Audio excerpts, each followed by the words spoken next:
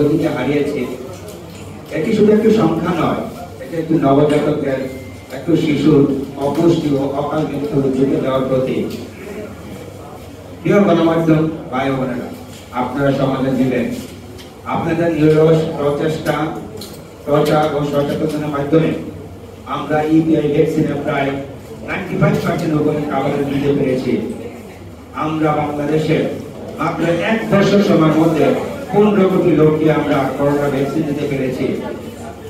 আমরা আশা করব আগামী 5 বছরের মধ্যে আপনাদের প্রচেষ্টা এবং আপনাদের প্রচারের মাধ্যমে আমরা বুকে বুক খাওয়ানো প্রায় 100% কাছাকাছি পৌঁছতে পারবো ইনশাআল্লাহ।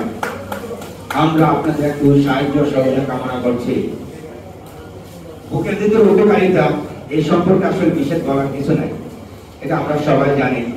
বুকের দুধ একটা কমপ্লিট ফুড এবং 6 মাস পর্যন্ত 1 ফোঁটা পানিও লাগে না। যেখানে পানি ছাড়া আমরা একদিনও বাঁচতে পারি না, ওইখানে বুকের দুধ খেলে একটা বাচ্চার 1 ফোঁটা পানিও দরকার হয় না। বুকের দুধে এমন কিছু উপাদান রয়েছে কেবলমাত্র বুকের দুধেই পাওয়া যাবে। যেমন আমরা যদি একটা উপাদানের কথা বলি, উপাদানটিকে বলা হয় তৈরি, যেটা ব্রেন গ্রোথে সাহায্য করে। শুধুমাত্র বুকের দুধে আছে, আর্টিফিশিয়াল কোনো দুধে এটা তৈরি করে নেওয়া সম্ভব না। বুকের দুধ খেলে বাচ্চাদের মানসিক এবং শারীরিক বিকাশ তার যথাযথভাবে হয়।